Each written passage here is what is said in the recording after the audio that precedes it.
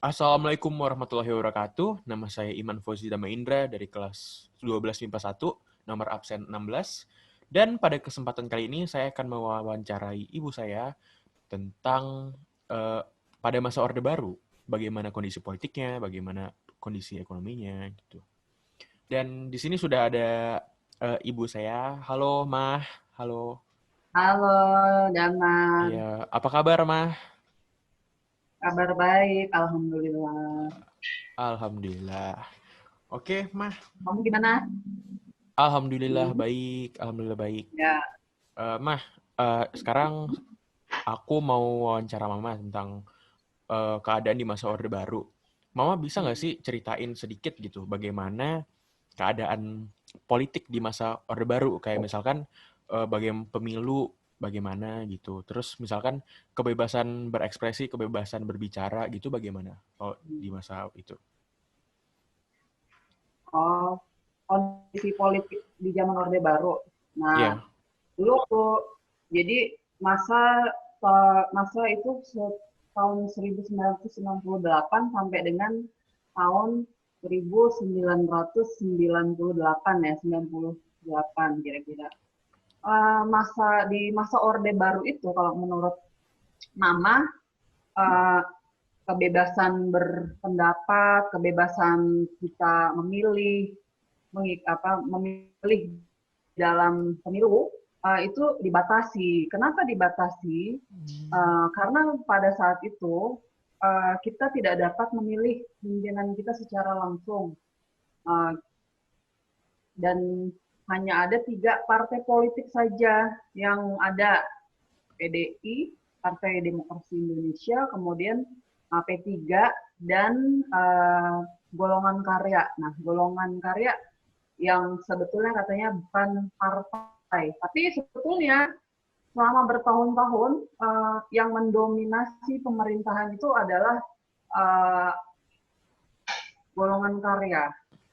Nah, iya. saat itu uh, kebebasan berpendapat sangat dikebiri. Mahasiswa tidak dapat menyuarakan pendapatnya. Ketika mahasiswa bersuara, memberikan pendapat yang sedikit berbeda, itu dianggapnya gerakan kiri. Gerakan kiri yang Oh, harus di apa? Diwaspadai oleh pemerintah.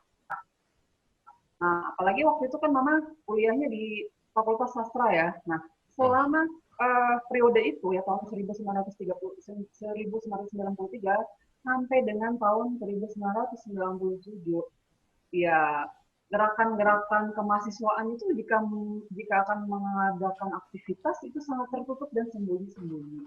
Tidak sebebas pada era reformasi.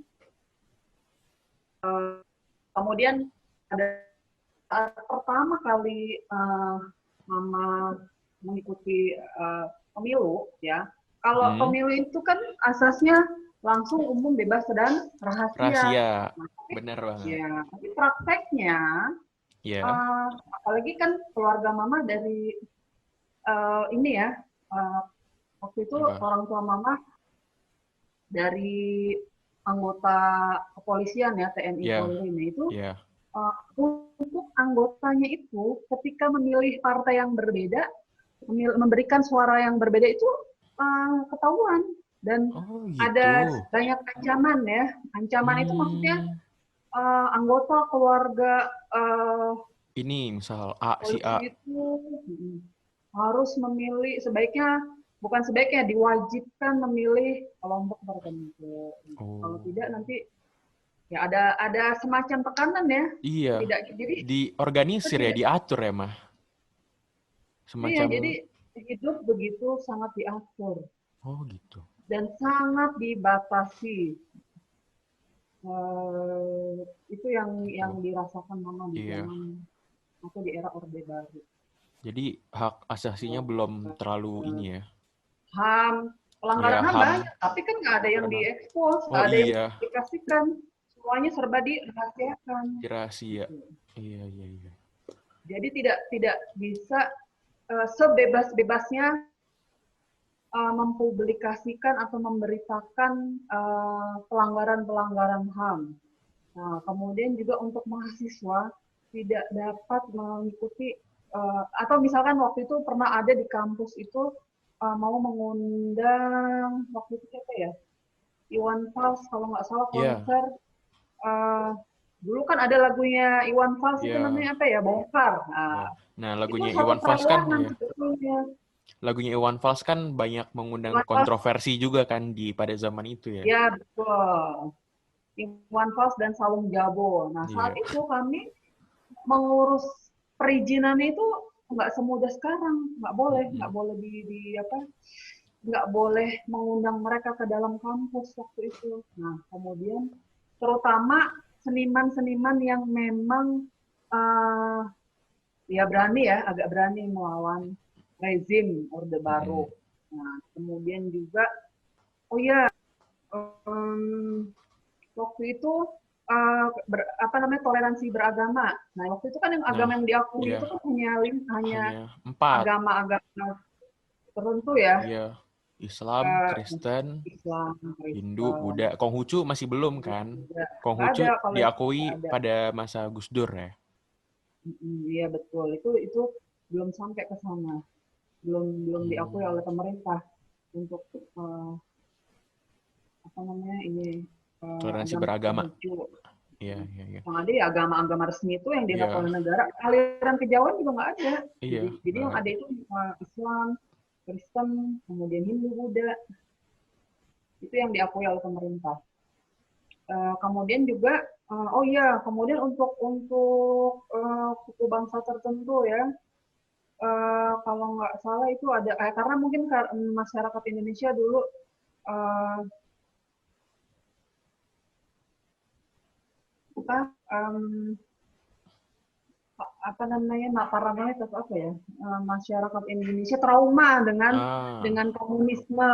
iya, Nah, jadi sesuatu yang berbau komunis itu trauma banget karena sangat kejadian trauma dengan G30. komunisme. Kemudian kelompok Cina ya, itu Iya, mereka iya. sangat trauma. Tapi di sisi ekonomi, kelompok-kelompok negara tertentu yang justru berinvestasi besar ke pengusaha-pengusaha, uh, tapi hasilnya masyarakat di lapisan bawah ya, uh, itu terlihat sekali jurang perbedaan Hmm, mhm. antara yang kaya dan yang miskin. Jadi Gitu. kontras banget ya mah dulu. Mm-mm. Yang kaya kaya banget, yang miskin miskin banget. Yang kaya kaya sekali, yang miskin ya miskin sekali, nggak pernah ada kesempatan untuk meningkatkan kehidupan. Oh, jadi gitu. Nah, Itu terus dari kalau politik.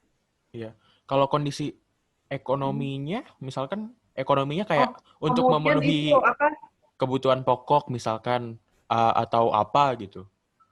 Mm-mm. Kan dulu di zamannya Pak Harto harga dolarnya kurs dolar Indonesia tuh ini kan kecil.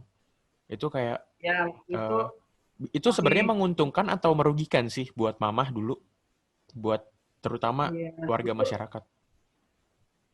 sebetulnya sih dulu dolar itu, nilai tukar rupiah terhadap Ya, dolar itu kecil ya. kecil Kalau sekali tidak kan. salah, satu dolar itu kira-kira 1.500 atau berapa ya? Iya, Sampai akhirnya terjadi inflasi, devaluasi dan inflasi itu menjadi naik sampai 1.000% ya. Yang semulanya 1.500 menjadi 17.000. Itu iya, kan kenaikannya sangat tinggi. Itu waktu drastis.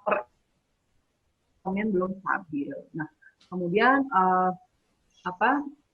Uh, Ya memang sih waktu itu iuran-iuran sekolah itu sangat murah ya dibanding dengan sekarang ya.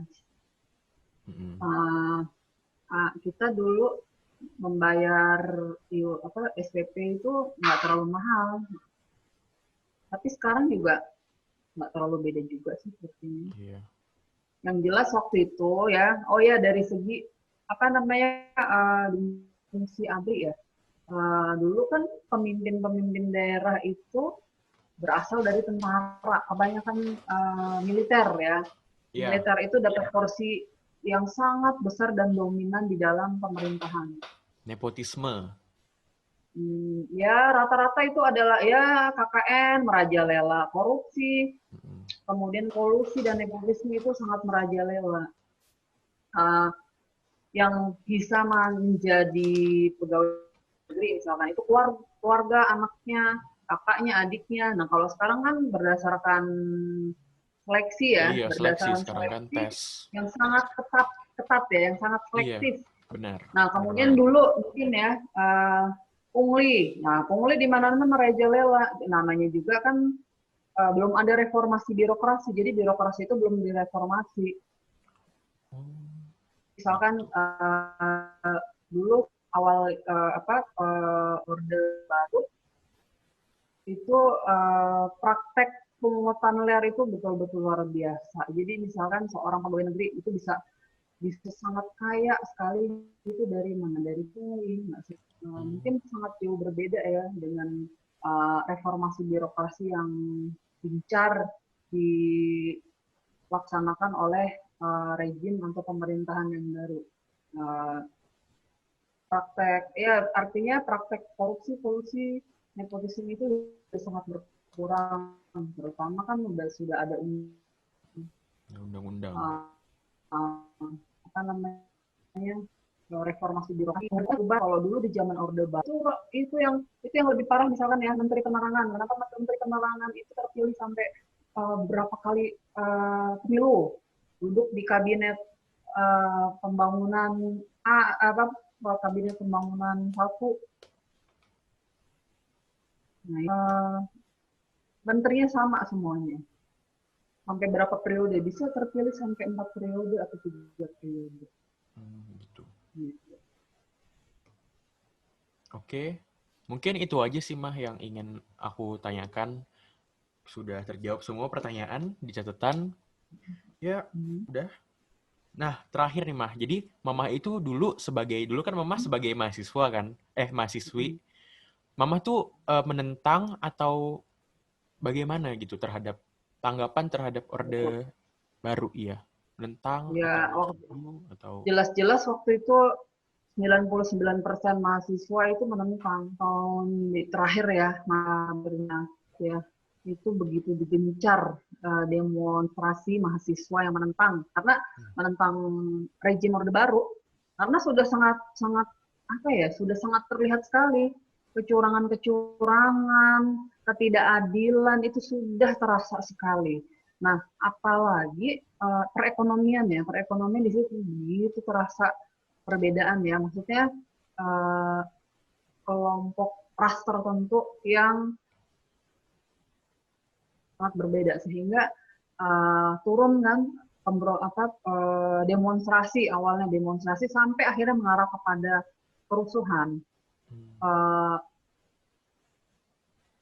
jadi ada perlawanan dari masyarakat ya, dari publik, perlawanan ada kalau nggak salah terakhir itu tahun 1998 ya, masyarakat pertama mahasiswa ya, kelompok mahasiswa turun ke jalan dibawahi oleh ketua-ketua senat, kemudian bergabung kelompok-kelompok badan eksekutif mahasiswa dari seluruh kampus-kampus terkemuka di Jakarta, yang kemudian diikuti oleh uh, kampus-kampus di daerah, universitas-universitas ataupun perguruan tinggi negeri dan perguruan tinggi pemerintah, perguruan tinggi swasta di daerah.